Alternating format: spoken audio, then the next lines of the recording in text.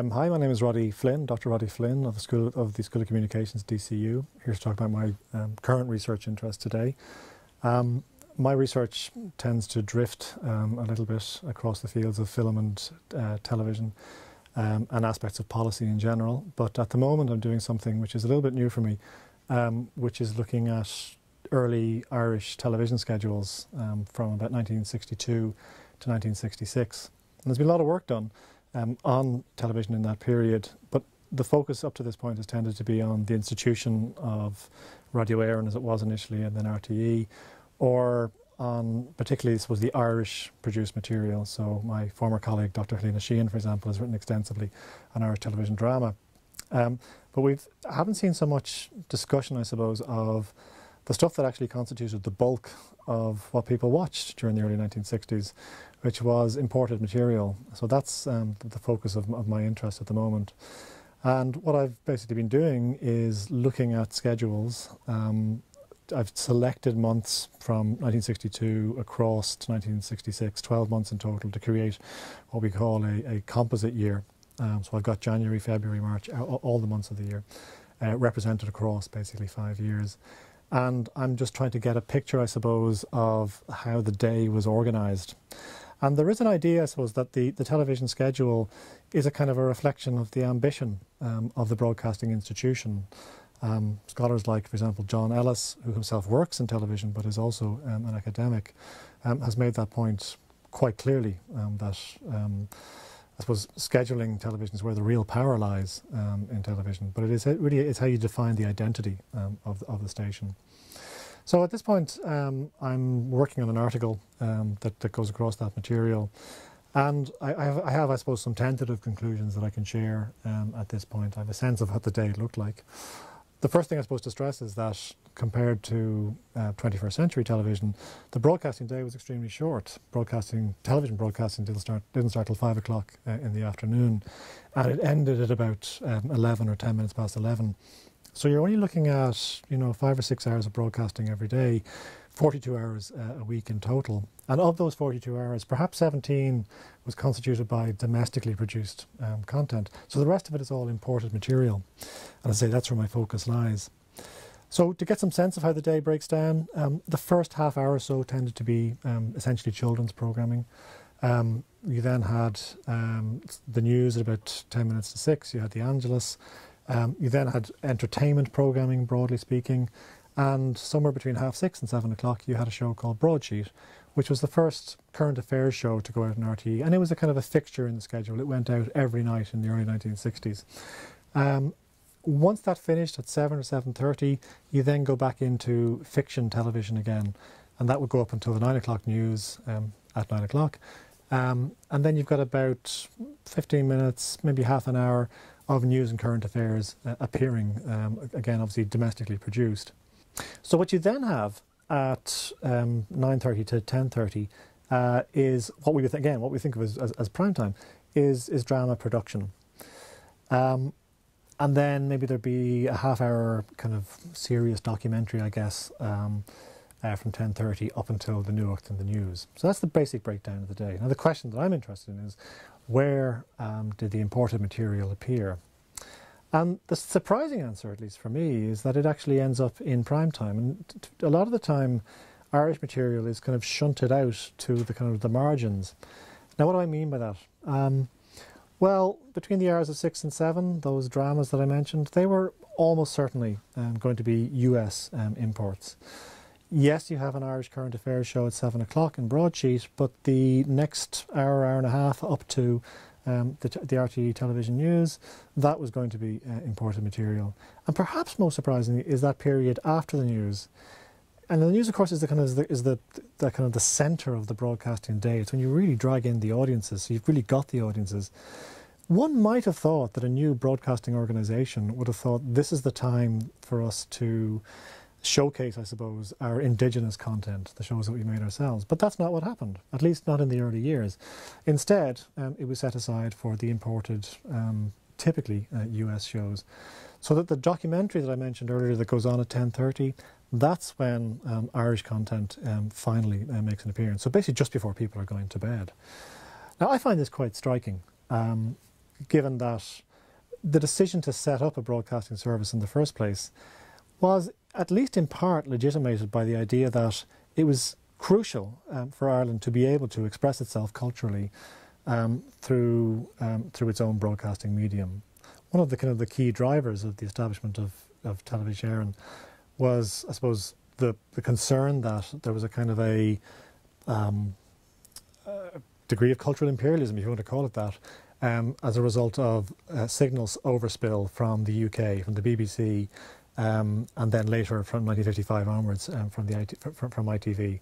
So it is quite striking to me that initially, at least, again, in the early years, there was a clear decision made to push Irish material, I would say, out to the margins. And I suppose that leaves kind of two questions. One, why did this happen? And secondly, what were we left with? What was left in prime time? And I don't know the answer, I guess, to the first question just yet. I have some hypotheses. One, perhaps the most likely reason, is simply that even if they were seeking to produce a kind of a culturally specific, culturally significant national TV service, there was also a recognition that this thing had to pay for itself. And there may have been a concern that domestic content simply wouldn't have the draw that the more exotic, I suppose, material coming largely from the United States might have had. There may be other reasons at work. It may be that I simply don't yet understand the rhythm of working days, or if you like, kind of leisure time in 1960s Ireland. But my suspicion is it's not very different from how things are today. Now that leaves me with the last question, which is what kind of stuff did we actually get to see in this imported material? Well, there's a couple of characteristics, I suppose, to this. First off, many of the shows that would appear on Television, initially at least, and you can take it for granted they were pretty much all US shows, were shows that had pretty much finished their run in the United States. And in some cases they'd finished their run really, some years earlier. I mean, you could have had shows that had last been seen on American television as long ago as 1955. So you're talking about shows that are 7 years old by the time they've come to RTE, where the cast members may well have literally passed on. In fact, it was an unusual show that was still running in the States when it got to RTE. So that's the first characteristic. The second one is that they tended to be kind of cheaper shows, to be frank. And that wasn't universally true. One of the children's shows that was a fixture of the schedule in 1963 was the Shirley Temple Playhouse, where Shirley Temple sort of introduced sort of Grimm's fairy tales style productions. And that was a series that was cancelled in the United States because it was so expensive to make. They cancelled it after one series. But for the most part, what we got tended to be the cheapest American television. One supplier in particular, called Ziv Television Productions, which before I started this research I'd never come across before, accounted for more sales to RTE of US television than any other. And the reason I'd never heard of Ziv was they didn't make shows for network television, for the big networks like NBC or ABC or CBS. What they specialised in fact what they pretty much pioneered, was something called first-run syndication. And first-run syndication means making shows not for the big networks based in Hollywood and New York, but making shows that would be sold directly to the literally thousands of local stations across the United States to be screened outside the primetime hours that were dominated by network programming. So that is programming that was going to be screened before 7 p.m. in the evening and after 10 p.m.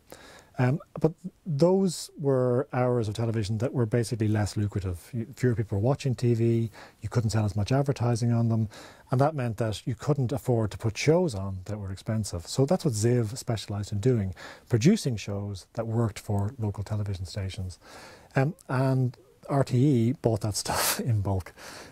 So much of the material that we got to see, again, really in the early 60s at least, 62, 63, 64, was material that was coming from Ziv Television.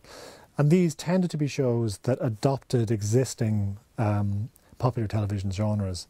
So the most popular television genre in the United States in the late 1950s and early 1960s was the Western by a distance. And this is reflected in what Irish television viewers got to watch as well. So I can, off the top of my head, I can think of 3 or 4 Westerns. It would have been Bat Masterson, The Adventures of Kit Carson, Have Gun Will Travel. I'm sure others would come to mind if I kept looking at it. Annie Oakley, actually, for the kids. And I think at least 2 or 3 of those would have been Ziv productions. We did get to see stuff that we would still know today. The Phil Silver Show, or Sergeant Bilko, became part of the RTE schedule reasonably early as 1963. Classic shows like Leave It to Beaver were there, the Jackie Gleason Show, shows that might be forgotten today but would have been would still be shows that would be part of the kind of the American television kind of lexicon, the canon, if you like, of American TV. So they were part of what we were watching as well. So that's where I'm at, basically, with that research. I'm hoping to kind of to put that together in an article in the next couple of weeks. And in the course of this research, it has begun to occur to me that one thing I don't really understand, and I'm not sure has been kind of fully researched within an Irish context, is actually just the day-to-day experience of people in Ireland watching television for the first time in the early 1960s. So what I'm going to do after this research, but kind of inspired by it, is to sit down with people born between, I guess, about 1930 and 1970, and just basically talk to them about their experience of watching television, what we call ethnographic research. So I can begin to put together a picture of what television meant to them. So not just kind of what shows did they watch, although I am interested in, if you had a choice, were they watching Irish television as opposed to British television, but also who were they watching it with, how committed were they to individual shows, to what extent did they organise their lives around watching a particular show at a particular time. This, of course, is before video cassette recorders, before Netflix, before viewing on demand. So they're the kind of questions that I want to try and look at in my next piece of research.